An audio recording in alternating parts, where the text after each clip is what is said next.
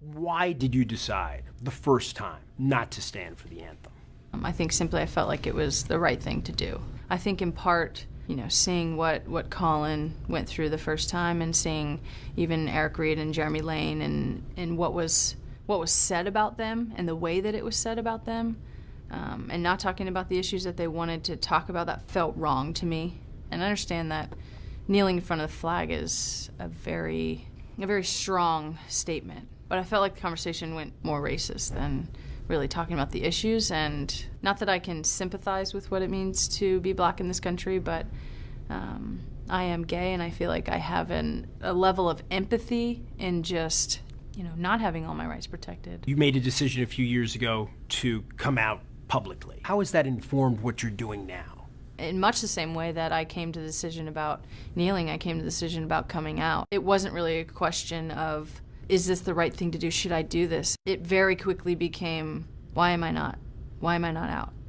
It felt sort of against the grain of my body to not speak out. And when all this stuff came up with Colin and him kneeling and then the conversation around it was like, how do I not? How do you feel about the argument that everyone acknowledges the right to do something like this, but might object to this as a way of demonstrating your dissatisfaction?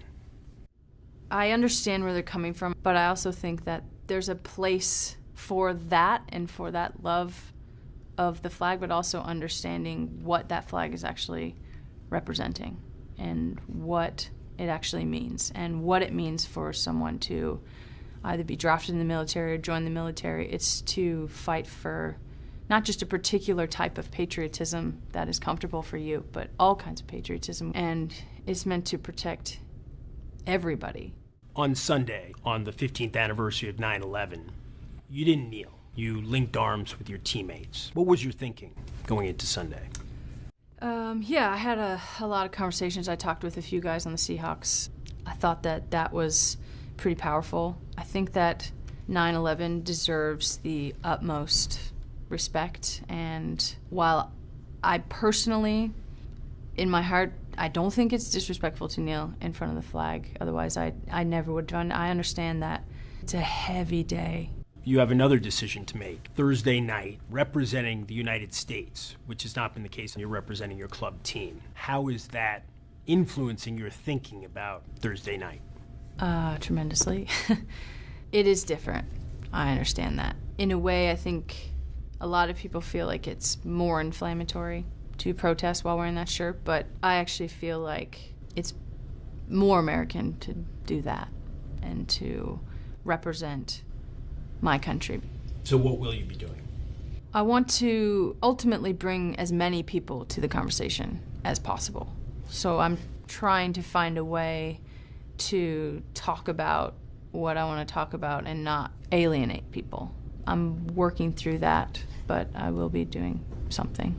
Does it complicate whatever you choose to do, the fact that I'm assuming you'll be standing at attention for the Thai national anthem? I don't think so. I understand what people are saying in that. Am I going to stand for an anthem that, in many ways, one of the worst violators of human rights in the world? I understand that conversation, and I think it's a little bit unfair, to be honest. Are you ready for the backlash if it comes? Yeah, I am. I feel like what I'm doing is right. Do we want to live in a country where someone exercises their First Amendment right, whether you agree with it or not, or you think it's offensive or not, that they're called the N-word, the C-word, a bitch, anti-American, whatever? Is that the kind of discourse that we want to have? Is that the kind of conversation that we want to have? You may not agree with me, but that doesn't make me a bad person. It's up to all of us. Like, that's the most important thing out of this whole thing, I think, is realizing that everybody can make a difference.